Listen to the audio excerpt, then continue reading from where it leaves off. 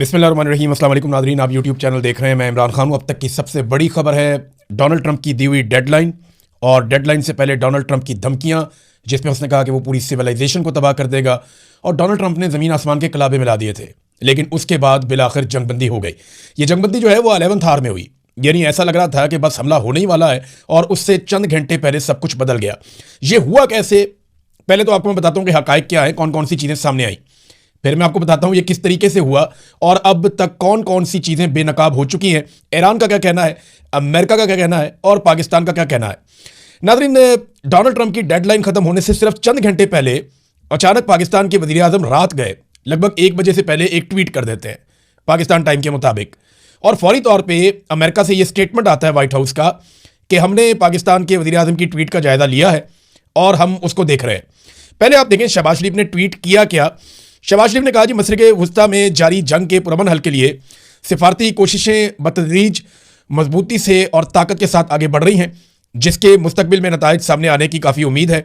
सफारतकारी से मसला हल करने के लिए मैं सदर ट्रंप से दरख्वास्त करता हूं कि वो अपनी डेडलाइन को 2 हफ्तों तक बढ़ा दें। पाकिस्तान ईरानी भाइयों से आबनाए हुर्मस को 2 हफ्तों के लिए खोलने की पुरजोर पुरखलूस अपील भी करता है। तमाम फरीकैन से भी दरख्वास्त करते हैं कि वो खित्ते में तवील मुद्दती अमन और इस्तेहकाम के मफाद में सिफारतकारी की खातिर मुकम्मल जंगबंदी की पाबंदी करें।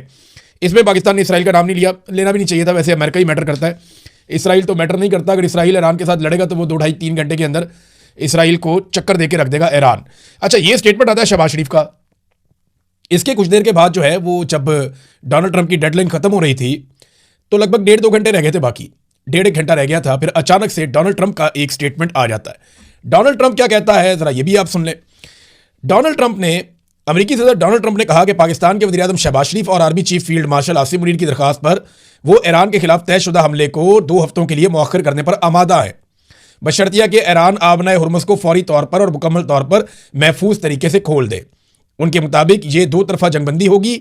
सदर ट्रंप ने कहा कि अमेरिका अपने तमाम फौजी अहदाफ हासिल कर चुका है और ईरान के साथ तवील मुद्दती अमन मुआहदे पर पेशरफ्त काफ़ी हद तक हो चुकी है। डोनाल्ड ट्रंप ने इसी ट्वीट के अंदर कहा कि ईरान की जानिब से 10 नकाती तजवीज़ मौसूल हुई है जो मुज़ाकरात के लिए काबिल अमल बुनियाद फराहम करती है। ये बहुत अहम है, मैं आगे चल के आपको बताता हूँ। अमेरिकी सदर के मुताबिक अमेरिका और ईरान के दरमियान ज़्यादातर इख्तलाफी नुकात पर इत्तफाक हो चुका है और 2 हफ्तों की मोहलत मुआहदे को हतमी शक्ल देने में मदद देगी। उन्होंने कहा कि बतौर सदर और मशरिक़ वुस्ता के ममालिक की नुमाइंदगी करते हुए इस देरीना मसले के हल के करीब पहुंचना उनके लिए बहुत बड़ा एजाज़ है। लो जी, ये डोनाल्ड ट्रंप ने कह दिया ठीक है, मुझे जंगबंदी कबूल है। उसके बाद स्टेटमेंट आ गया ईरान की जानिब से। ईरान की जानिब से जो स्टेटमेंट आया वो इराक़ची का स्टेटमेंट आया। ईरानी वज़ीर ख़ारजा डॉक्टर अब्बास इराक़ची ने कहा कि इस्लामी जमहूरिया ईरान की सुप्रीम नेशनल सिक्योरिटी काउंसिल की जानिब से जो बयान जारी हुआ है वो ये है, मैं इस्लामी जमहूरिया ईरान की जानिब से खित्ते में जंग के खात्मे के लिए अपने प्यारे भाइयों इज़्ज़त माब वज़ीर आज़म पाकिस्तान शहबाज शरीफ और फील्ड मार्शल आसिम मुनीर की कोशिशों पर उनका शुक्रिया अदा करता हूँ, तारीफ़ करता हूँ।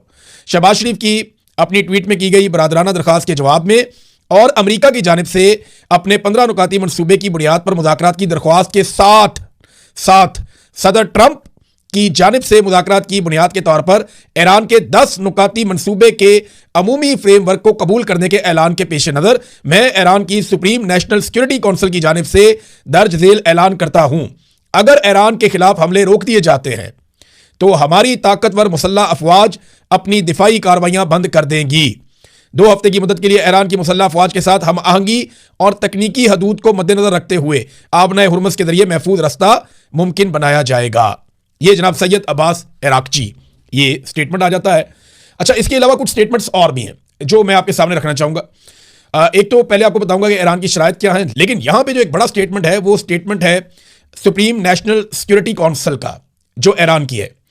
उन्होंने कहा जनाब के 2 हफ्ते की जंगबंदी और मुज़ाकरात पर जो उनका स्टेटमेंट है, उन्होंने कहा कि दुश्मन को मुजरिमाना जंग में नाकाबिल तरदीद तारीखी और इबरतनाक शिकस्त का सामना करना पड़ा। ईरान ने अमेरिका को 10 नकाती मनसूबा कबूल करने पर मजबूर कर दिया। तजावीज़ में अमेरिका की जानिब से अदम जारहियत की ज़मानत देना शामिल है। आबनाए हुर्मत पर ईरान के कंट्रोल को जारी रखने की तजवीज़ शामिल है। बयान के मुताबिक जो यूरेनियम की अफसूदगी है उसे कबूल करने, तमाम बुनियादी और सानवी पाबंदियों को ख़त्म करना, सलामती कौंसिल और बोर्ड ऑफ गवर्नर्स की तमाम करारदादों को ख़त्म करना, ईरान को मुआवजा अदा करना, खित्ते से अमरीकी जंगी फ़ौज के इनखला की तजवीज़ भी शामिल है। सुप्रीम नेशनल सिक्योरिटी काउंसिल के मुताबिक लबनान के खिलाफ तमाम इस्लामी महाजों पर जंगबंदी को रोकने की तजवीज़ भी शामिल है। ईरानी सुप्रीम नेशनल सिक्योरिटी काउंसिल ने फतह की तफसीलात सामने आने तक इत्तेहाद और यकजहती को बरकरार रखने की ज़रूरत पर जोर दिया। नाज़रीन, ये तो जो जिस किस्म के ईरान की सुप्रीम काउंसिल ने, सुप्रीम नेशनल सिक्योरिटी काउंसिल ने जो स्टेटमेंट दिया है, वो तो फतह का ऐलान कर रहे हैं और उनके जो 10 नुकात हैं वही सबसे इंपॉर्टेंट है। अब वो 10 नुकात हैं क्या? इनमें से कुछ मैंने अभी आपको पढ़ के सुनाए। ये दुनिया भर के अखबारात के अंदर छप चुके हैं अब तक, और मैंने ये कहाँ पे पढ़े? मैंने गल्फ न्यूज़ में पढ़े हैं, टाइम्स नाउ में पढ़े हैं, मिरर में पढ़े हैं। बहुत सारे जर्नलिस्ट इसे रिपोर्ट कर रहे हैं। रज़ी ताहिर साहब ने बहुत अच्छा रिपोर्ट किया है ये ईरान से जुड़े हुए मामलात को, जंग के दिनों में भी। तो उन्होंने जो रिपोर्ट की है वो बताते हैं कि तो दोबारा हमला ना करने का वादा लिया उन्होंने। नंबर 2, आबनाए हुर्मत पर ईरान का कंट्रोल बरकरार रहेगा। यूरेनियम अफसूदगी को तस्लीम किया जाएगा कि ईरान अपनी ज़रूरत के मुताबिक यूरेनियम को अफसूदा कर सकता है, और तमाम बुनियादी पाबंदियों का जो ईरान के ऊपर पाबंदियाँ वो खात्मा किया जाएगा। तमाम सानवी पाबंदियों का भी खात्मा किया जाएगा। अक़वाम मुत्तहिदा की सलामती कौंसिल की तमाम करारदादों का खात्मा किया जाएगा जो ईरान के खिलाफ थी।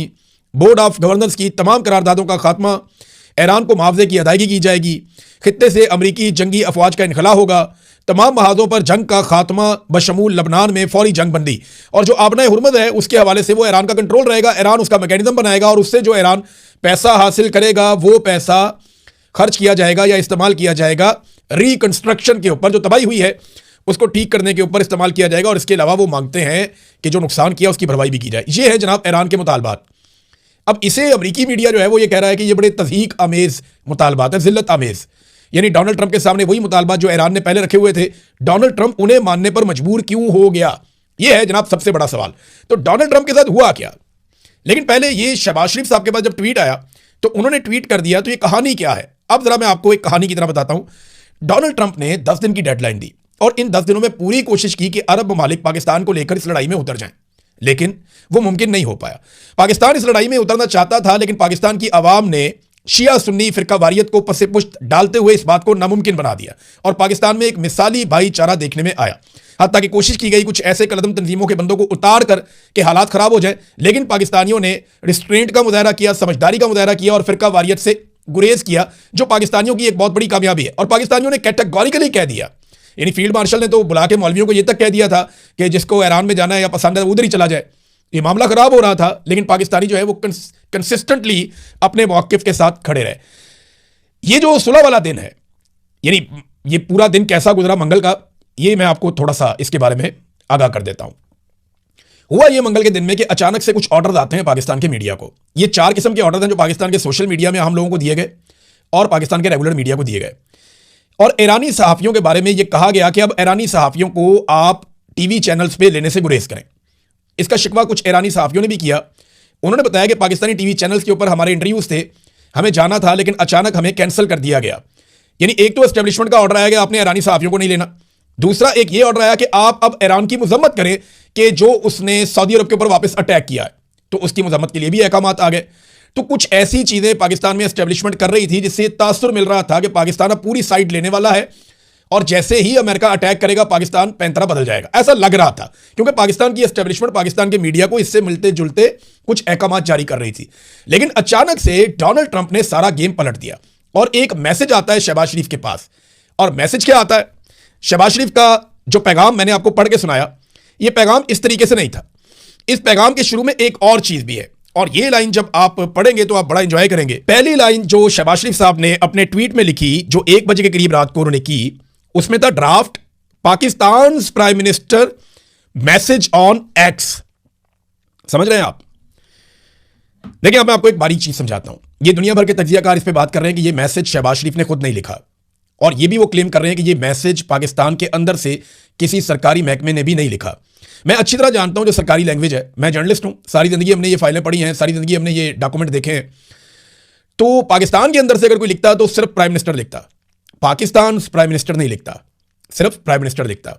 अगर आसिम मुनीर साहब ने लिखा होता या एस्टेब्लिशमेंट ने लिखा होता तो सिर्फ प्राइम मिनिस्टर लिखते, किसी ब्यूरोक्रेट ने लिखा होता तो सिर्फ प्राइम मिनिस्टर लिखते। लेकिन ये किसी और मुल्क ने क्योंकि लिखा है, और जुबान भी वही है जिस किस्म की जुबान डोनाल्ड ट्रंप इस्तेमाल करते हैं या अमेरिकन इस्तेमाल करते हैं, तो ये मैसेज लिखा हुआ पहले पाकिस्तान की मिलिट्री एस्टेब्लिशमेंट के पास आया और शहबाज शरीफ साहब ने एक्साइटमेंट में और उजलत में, इतनी खुशी थी कि अमेरिका से मैसेज आ गया है, कि इन्होंने फौरी तौर पे उसको ट्वीट कर दिया, ये सोचे बगैर कि इसकी पहली लाइन को मिटाना था। यानी पहली लाइन में ये लिखा हुआ था कि ये पैगाम शहबाज शरीफ साहब अपने ट्विटर से पोस्ट करेंगे, ये लिखा हुआ था। और शहबाज शरीफ साहब ने पहले लाइन ये वाली भी लिख दी कि शहबाज शरीफ साहब अपने ट्विटर से ये वाला ड्राफ्ट पोस्ट करेंगे, और नीचे वो पोस्ट भी साथ ही लिख दी। थोड़ी देर के बाद शहबाज शरीफ को अपनी गलती का एहसास हुआ और उन्हें एहसास दिलाया गया बड़े तगड़े तरीके से, तो उन्होंने फिर अपनी ट्वीट को एडिट किया और एडिट करने के बाद ये पहली लाइन निकाल दी। तो ये इनिशिएट फिर ऐसा है कि पाकिस्तान से नहीं हुआ, प्राइम मिनिस्टर ऑफिस से नहीं हुआ, पाकिस्तान की एस्टेब्लिशमेंट ने नहीं किया और पाकिस्तान के किसी ब्यूरोक्रेट ने नहीं किया। ये अमेरिका से इनिशिएट होता है और लोग इसके बारे में बहुत सारे दावे कर रहे हैं। अमेरिकन मीडिया हैरान है, दुनिया भर के प्रोफेसर जो सियासत को जानने वाले लोग हैं वो हैरान है कि ये शहबाज शरीफ से कितनी बड़ी गलती हो गई एक्साइटमेंट में। वैसे भी डोनाल्ड ट्रंप कहता है कि मुझे नालायक बहुत पसंद है, मैं नालायकों में रहना पसंद करता हूं, तो फिर शहबाज शरीफ साहब ने साबित की कि मेरे तो बड़ा भी नालायक कोई नहीं है। यानी वो जो देखिए पाकिस्तान को इसका फायदा है। मैं पहले दिन से कह रहा हूं कि पाकिस्तान को अमन के लिए रोल प्ले करना चाहिए, पाकिस्तान को जानिबदारी से गुरेज करना चाहिए, पाकिस्तान को इस लड़ाई में उतरने से गुरेज करना चाहिए। चाहे कोई भी आपके ऊपर दबाव डाले, चाहे अमेरिका डाले, चाहे सऊदी अरब डाले, कोई भी दबाव डाले, इसराइल के साथ मिलकर ईरान के खिलाफ लड़ाई नहीं लड़नी चाहिए। मैं पहले दिन से ये कह रहा हूं कि पाकिस्तान का एक ही काम करना बनता है कि वो अमन के लिए कोशिश जारी रखे, और पाकिस्तान ने यह किया। भी पाकिस्तान के वज़ीर आज़म ने किया, बाकी लोगों ने किया, जिनका मैंडेट था उन्होंने भी किया, जिनका नहीं था उन्होंने भी किया, और ये कोशिश बिलाखिर कामयाब हुई है। लेकिन शहबाज शरीफ साहब को यह बना बनाया जो मिला खेल, वो शहबाज शरीफ साहब से गलती हो गई, और एक शानदार मौका जो शहबाज शरीफ को मिल रहा था उन्होंने ज़ाया कर दिया और पूरी दुनिया को बता दिया कि मुझे तो बतौर एक कठपुतली के इस्तेमाल किया गया है, मेरी इस सारी लड़ाई में इतनी औकात थी। बहरहाल जंगबंदी होगी, ये बड़ी अच्छी बात है, और मैं उम्मीद करता हूं कि ये जंगबंदी कायम रहेगी, क्योंकि ये पूरे खित्ते में खासतौर पे पाकिस्तान और ईरान के लिए उनके मफाद में बहुत इंपॉर्टेंट है। अब इसराइल अगर कोई शरारत नहीं करता अगले 2 हफ्तों में तो ये चीज़ें आगे बढ़ सकती हैं। अच्छा, डोनाल्ड ट्रंप के साथ क्या हुआ जो डोनाल्ड ट्रंप को फौरी तौर पर जंगबंदी की तरफ आना पड़ा? डोनाल्ड ट्रंप के खिलाफ काफ़ी एक्टिविटीज शुरू हो गई, और ये एक्टिविटीज डोनाल्ड ट्रंप के खिलाफ अमेरिका में हो रही थी। पहली मरतबा ऐसा हुआ कि ये जो सिविलाइजेशन पूरी तबाह करने का बयान है, उसके बाद डोनाल्ड ट्रंप की अपनी पार्टी के लोग डोनाल्ड ट्रंप के खिलाफ होने लगे और उनके स्टेटमेंट्स भी आना शुरू हो गए। कांग्रेस के रुकन जॉन बी लॉरेंसन ने 119वीं कांग्रेस में करारदाद 1155 पेश की, जिसमें सदर डोनाल्ड जे ट्रंप को संगीन जंगी जराइम और बदउनवानियों के लिए मुआखजा करने की सिफारिश की गई। अब इस मरतबा क्योंकि कुछ लोग खिलाफ हो गए, डोनाल्ड ट्रंप के अपने भी मुआखजे की भी एक तलवार लटक रही थी, कामयाब हो या ना हो। अमेरिकी सदर के लिए बहुत बड़ी बात होती है कि उसके खिलाफ मुआखजे वाला मामला चल पड़ा है। दूसरा, डोनाल्ड ट्रंप एक भी इत्तेहादी अपने साथ मिलवाने में कामयाब नहीं हो सका, और फिर अक़वाम मुत्तहिदा के अंदर बाकायदा यह करारदाद लाई गई कि आबने हुर्मुज़ को बज़ोर ताकत खोल दिया जाए, और पूरी उसके लिए कोशिश की गई, लेकिन रूस ने और चीन ने उसको वीटो कर दिया। बाकी 2 ममालिक वहां से एब्सेंट रहे, पाकिस्तान भी वहां पे नहीं गया, लिहाजा वहां पे भी नाकामी हो गई अमेरिका को और उसके इत्तेहादियों को। तो आबने हुर्मुज़ को ताकत के बलबूते पे खुलवाने के सारे इम्कान जब खत्म हो गए, तो डोनाल्ड ट्रंप को जंग से बचने के लिए और अपने आप को बचाने के लिए अब जंगबंदी चाहिए थी। तो उसमें एक स्क्रिप्ट लिखवा कर पाकिस्तान भिजवाया गया। पाकिस्तान के वज़ीर आज़म ने उसको एज इट इज़ ट्वीट कर दिया। गलती ये होगी कि पहली लाइन मिटाना वो भूल गए, जिसकी वजह से पूरी दुनिया में सुबकी भी हो गई, और जो एक मौका मिला था शानदार किस्म का इसको मौजें लूटने का और पूरा क्रेडिट लेने का, शहबाज शरीफ साहब ने अपनी गलती से वो क्रेडिट बदकिस्मती से गवा दिया। अच्छा, अब पूरी दुनिया में शहबाज शरीफ साहब का मजाक भी उड़ रहा है, और जब शहबाज शरीफ का होता है तो फिर पाकिस्तान का भी होता है। तो डोनाल्ड ट्रंप ने इस जंगबंदी में हासिल क्या किया? 10 शराइत तो मैंने आपको बता दी कि जनाब ईरान की 10 शराइत बड़ी सख्त है। इस तरह अमेरिका की भी शराइत है, वो इसके बिल्कुल ऑपोजिट है। लेकिन 2 हफ्ते की जंगबंदी के बाद क्या होगा, और इस लड़ाई में अमेरिका को मिला क्या? नंबर 1, आबना हुर्मुज़ जो पहले खुली हुई थी जंग से पहले लंबे अरसे के लिए, डोनाल्ड ट्रंप ने पूरा महीना उसको बंद करवाया, और अब जो जहाज ईरान की निगरानी में और ईरान की इजाजत से वहां से गुजरेंगे उनके ऊपर फ्यूचर में टैक्स भी लगेगा। ये एक हासिल की चीज। नंबर 2, यूरेनियम अभी तक ईरान के पास है, और ईरान कह रहा है जनाब हमें कानूनी तौर पर इजाजत दी जाए आइंदा इस पर काम करने की। फिर ईरान में खामनाई रजीम जो है वो अब लंबे अरसे तक मजबूत हो गया है इस जंग के नतीजे में। जो पहले ऐसा लगता था ये कमजोर पड़ रहे हैं, वो मजबूत हो गए इस जंग के नतीजे में। इसराइल और अमेरिका की मिथ टूट गई है, उनकी चौधराहट बढ़ गई है कि इनके खिलाफ भी लड़ाई लड़ी जा सकती है और इनको भी तगड़ा जवाब दिया जा सकता है। इसराइल, अमेरिका और अरब ममालिक का अरबों डॉलर्स का नुकसान भी इस जंग में हुआ है। फिर छठी चीज़ जो हुई, इसका फ़ायदा रूस को, चीन को, ओमान को, पाकिस्तान को भी इसका फ़ायदा हुआ। पाकिस्तान को यह फ़ायदा हुआ कि पाकिस्तान को लड़ाई में नहीं उतरना पड़ा, अच्छा हो गया, बचत हो गई हमारी। फिर इसका ओमान को इसलिए फ़ायदा होगा कि ईरान के साथ मिलकर वो पैसे इकट्ठे करेगा, और चीन और रशिया का फ़ायदा वो आपके सामने है। आलमी मंडियों में तेल की कीमतों में इजाफा करवा दिया ये जंग करने के बाद। हर रोज अरबों डॉलर स्टॉक के अंदर डूबते रहे। डोनाल्ड ट्रंप और नेतन्याहू के लिए उनके मुल्कों में बहुत बड़ा सियासी डैमेज हुआ है इस जंग के नतीजे में, और पहली बार अमेरिका के इत्तेहादियों ने उसे तनहा छोड़ा। ये सारा कुछ डोनाल्ड ट्रंप ने इस जंग में हासिल किया है। अब नाज़रीन, 10 तारीख को पाकिस्तान के वज़ीर आज़म ने फिर ट्वीट कर दिया और 10 तारीख को दावत दे दी है अमेरिका के और ईरान के नुमाइंदों को कि वो आए और आकर बैठ के पाकिस्तान के अंदर इस्लामाबाद में अपने मुज़ाकरात करें और कोई बीच का रास्ता निकालें, ताकि 2 हफ्ते के बाद भी ये जंगबंदी कायम रहे और दोबारा लड़ाई ना हो। देखें, उम्मीद यही की जा रही है और कोशिश भी ये होनी चाहिए सबकी, और मेरी दुआ भी है कि खित्ते के अंदर अमन आए। ईरान के साथ बड़े लंबे अरसे से ज़्यादती हो रही है, और जब ये जंग होती है तो इसका ज़्यादा नुकसान मुसलमान ममालिक को होता है, क्योंकि यहाँ खित्ते में सारे मुसलमान ममालिक हैं। इसराइल का उतना नुकसान नहीं होता, उनका पैसा बहुत ज़्यादा है, उनकी सपोर्ट बहुत ज़्यादा है, फिर उनका जो दिफाई पूरा इंफ्रास्ट्रक्चर है वो बहुत तगड़ा है, तो ज़्यादा नुकसान मुसलमान मुल्कों का भी हुआ है। और अब अगर जंगबंदी हो जाती है तो ये तवील होनी चाहिए, मुस्तकिल होनी चाहिए, इसके ऊपर ईरान ने भी जोर दिया है। और पाकिस्तान जब इसके अंदर मेज़बानी करेगा तो कम से कम जो मौजूदा रजीम है, जो जाली रजीम है, हुकूमत आकर बैठी हुई है, उसको कम से कम इतना फ़ायदा ज़रूर होगा कि अपने मुखालिफिन को ज़्यादा कुचलने में उनको आसानी मिल जाएगी। यानी दुनिया की जंगें ख़त्म करवा रहे हैं, पाकिस्तान के अंदर जो है वो अवाम को कुचल रहे हैं, अवाम के साथ ज़्यादती कर रहे हैं। सबसे बड़ी पॉलिटिकल पार्टी जिसको अवाम ने मैंडेट दिया हुआ है, उन लोगों को सबको जेलों में डाला हुआ है, मुलाकातें तक बंद करवाई हुई हैं पाकिस्तान के सबसे बड़ी लीडर की। तो अब जब डोनाल्ड ट्रंप को राज़ी करेंगे तो उसके बाद पाकिस्तान में जुल्म और जबर का एक नया सिलसिला भी मैं उम्मीद करता हूं कि आसिम मुनीर साहब शुरू करवाएंगे, क्योंकि ये ट्रैक रिकॉर्ड है। जब जब इन्हें ऑक्सीजन मिलती है ये अपने मुखालिफिन को कुचलना शुरू कर देते हैं। अब तक तो हमने यही देखा। तो नाज़रीन, ओवरऑल क्या हुआ, यानी आखिर में मैं आपको ये बता देता हूं कि ईरान ने अपनी इस्तकामत के जरिए से, अपनी बहादुरी के जरिए से और मुसीबतों को फेस करके, उनका सामना करके, एक आसाब शिकन लड़ाई जिसमें उनके बहुत सारे लीडर्स कुर्बान हो गए, उनके बहुत सारे फौजी शहीद हो गए, उनके लोगों का बहुत नुकसान हुआ, उनके इंफ्रास्ट्रक्चर का बहुत नुकसान हुआ, लेकिन इसके बावजूद वो डट कर लड़ते रहे और बिल आखिर ईरान ने वो अचीव कर लिया जिसके बारे में सोचा भी नहीं जा सकता था। आज अगर जंगबंदी हो रही है तो ईरान उसको अपनी फतह करार दे रहा है। अमेरिका भी कहेगा उनकी फतह है, लेकिन ईरान के अंदर लोग ये मान रहे हैं कि ये ईरान की फतह है। अमेरिका के अंदर कोई ये मानने को तैयार नहीं है कि डोनाल्ड ट्रंप ने ये जंग जीती है। अमेरिका के अंदर लोग ये तस्लीम नहीं कर रहे, अमेरिकन मीडिया ये तस्लीम नहीं कर रहा कि अमेरिका ने ये जंग जीती है, जबकि ईरान के अंदर लोग इसको जश्न के तौर पे मनाएंगे अगर ईरान की शराइत पूरी हो जाती हैं। तो पहली मरतबा ईरान के जानिब से इतनी सख्त शराइत अमेरिका को माननी पड़ रही हैं और डोनाल्ड ट्रंप को जंगबंदी पे मजबूर होना पड़ रहा है। तो इसमें अगर मैं ये कहूं कि इसमें जीत किसकी हुई है, तो इसमें जीत ईरान की हुई है। और ईरान की इस्तकामत की वजह से ही पाकिस्तान को ये मौका भी मिला कि पाकिस्तान अब मेज़बानी करेगा मुज़ाकरात की जो ईरान और अमेरिका के बीच में होंगे। देखते हैं ज़ामिन कौन कौन बनेगा, इस पर नज़र रखेंगे। अब तक के लिए इतनी, अपना ख्याल रखिएगा, अपने चैनल का भी। अल्लाह हाफ़िज़।